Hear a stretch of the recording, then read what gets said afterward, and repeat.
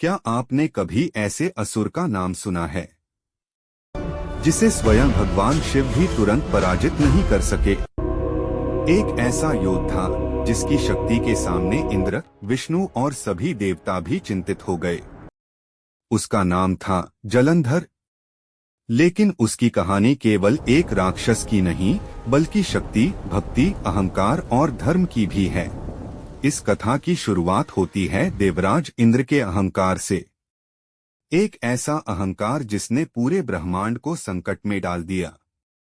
एक दिन देवराज इंद्र अपने ऐरावत हाथी पर सवार होकर कैलाश की ओर जा रहे थे। मार्ग में उन्हें एक तेजस्वी योगी दिखाई दिए।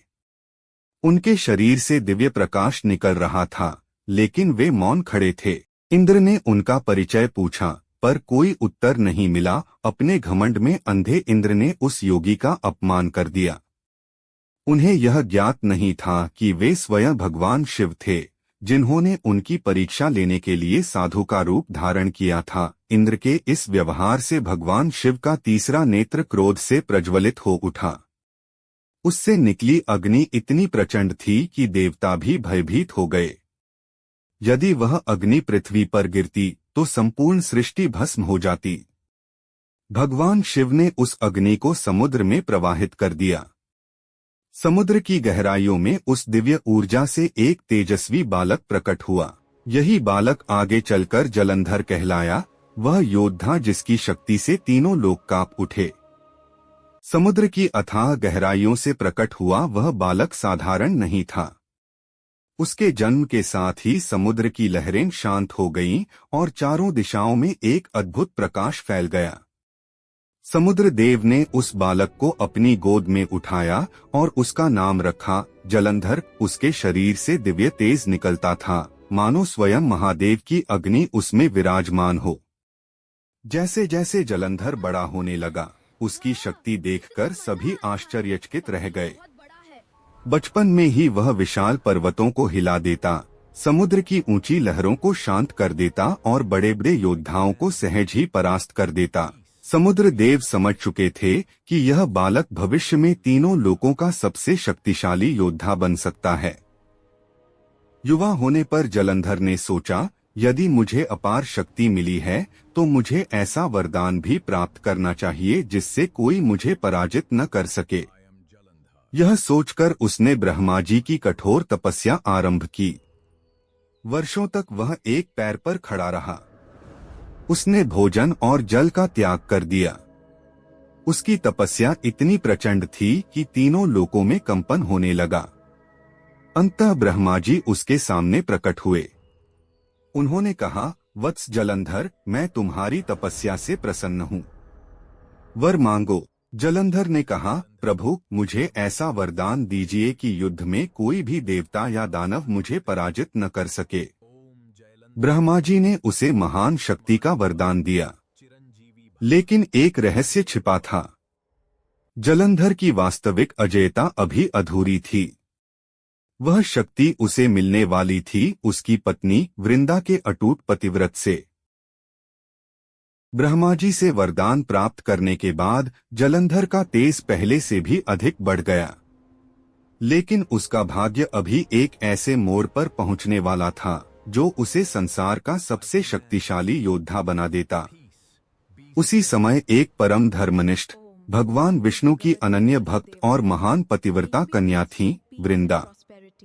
उनके तप, सत्य और अटूट निष्ठा की चर्चा तीनों लोकों में होती थी। समय आने पर जलंधर और वृंदा का विवाह हुआ। विवाह के बाद वृंदा ने अपने पति के कल्याण के लिए कठोर व्रत, जप और तप करना शुरू किया। उनका सतीत्व इतना महान था कि उसकी आध्यात्मिक शक्ति जलंधर की रक्षा करने लगी। अब कोई भी अस्त्र शस्त्र जलंधर को हानि नहीं पहुंचा सकता था, जब तक वृंदा का पतिव्रत अक्षुण्ण रहता। जलंधर अपनी शक्ति पर गर्व करने लगा। शुरुआत में उसने न्याय का पालन किया, लेकिन धीरे धीरे उसके मन में अहंकार जन्म लेने लगा। उसे विश्वास हो गया कि अब तीनों लोकों में कोई उसका सामना नहीं कर सकता। अहंकार बढ़ते ही जलंधर ने देवताओं को चुनौती दे दी। उसने इंद्रलोक पर चढ़ाई की। उसके प्रहार इतने भयंकर थे कि इंद्र, वरुण, अग्नि और अन्य देवता उसकी सेना के सामने टिक नहीं सके। स्वर्ग में भय और हाहाकार मच गया। पराजित देवता अब एक ही आशा लेकर कैलाश और वैकुंठ की ओर बढ़े। क्या भगवान शिव स्वयं युद्ध करेंगे? और क्या जलंधर को कोई हरा पाएगा? स्वर्ग पर जलंधर का अधिकार हो चुका था। देवराज इंद्र का सिंहासन छिन गया था। देवताओं की सेना पराजित हो चुकी थी।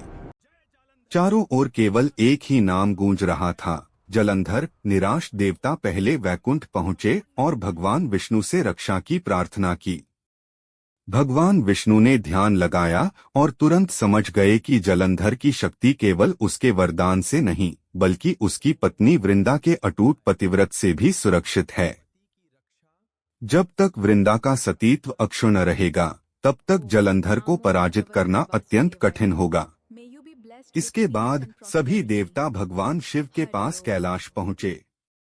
देवताओं ने हाथ जोड़कर कहा, प्रभु, अब केवल आप ही हमारी रक्षा कर सकते हैं। यदि जलंधर को नहीं रोका गया तो धर्म और संतुलन समाप्त हो जाएगा। भगवान शिव शांत थे। उन्होंने कहा, धर्म की रक्षा अवश्य होगी। समय आ गया है। उधर जलंधर भी अपनी विशाल सेना के साथ कैलाश की ओर बढ़ रहा था। आकाश में काले बादल छा गए। बिजली चमकने लगी। धरती कांप उठी। देवता और ऋषि उस महायुद्ध के साक्षी बनने लगे। महादेव ने अपना दिव्य त्रिशूल उठाया। जलंधर ने अपनी विशाल गदा और दिव्य अस्त्र संभाले। दोनों आमने सामने थे और अगले ही क्षण शुरू हुआ वह महासंग्राम, जिसे देखकर तीनों लोग स्तब्ध रह गए। युद्ध शुरू हो चुका था, लेकिन जल्द ही महादेव को एहसास हुआ कि यह कोई साधारण युद्ध नहीं है। हर बार जलंधर फिर से उठ खड़ा होता था। आखिर उसकी अजेय शक्ति का रहस्य क्या था? कैलाश की पवित्र भूमि अब युद्ध भूमि बन चुकी थी। एक ओर थे देवों के देव महादेव और दूसरी ओर समुद्र पुत्र महाशक्तिशाली जलंधर। दोनों के तेज से आकाश प्रकाशित हो उठा। देवता, ऋषि और गंधर्व इस अद्भुत युद्ध को देखने के लिए एक युद्ध का प्रथम प्रहार जलंधर ने किया। उसकी दिव्य गदा के एक ही वार से पर्वत कांप उठे और आकाश में बिजली सी चमक फैल गई। महादेव ने अपने त्रिशूल से उस प्रहार को सहजता से रोक दिया। दोनों के टकराव से ऐसी दिव्य ऊर्जा निकली कि तीनों लोग थर्रा उठे। कुछ ही क्षणों में युद्ध और भी भयंकर हो गया। जलंधर बार बार अपनी मायावी शक्तियों से महादेव को भ्रमित करने का प्रयास करता रहा, लेकिन योगेश्वर शिव हर माया को तुरंत भेद देते। तभी महादेव को एहसास हुआ कि जलंधर को कोई अदृश्य शक्ति निरंतर अजेय बनाए हुए है। महादेव ने ध्यान लगाया और दिव्य दृष्टि से देखा कि जलंधर की रक्षा किसी अस्त्र से नहीं, बल्कि उसकी पत्नी वृंदा के अटूट पतिव्रत से हो रही है। जब तक वृंदा का सतीत्व अक्षुण्ण रहेगा, जलंधर को कोई भी पराजित नहीं कर सकता। महादेव ने युद्ध को कुछ क्षणों के लिए रोक दिया। देवताओं की ओर देखते हुए उन्होंने संकेत किया कि अब इस युद्ध का समाधान केवल बल से नहीं होगा। धर्म की रक्षा के लिए एक कठिन निर्णय लेना पड़ेगा। क्या भगवान विष्णु वास्तव में जलंधर का रूप धारण करेंगे? वृंदा का शाप क्या था और उसी शाप से तुलसी का संबंध कैसे जुड़ा?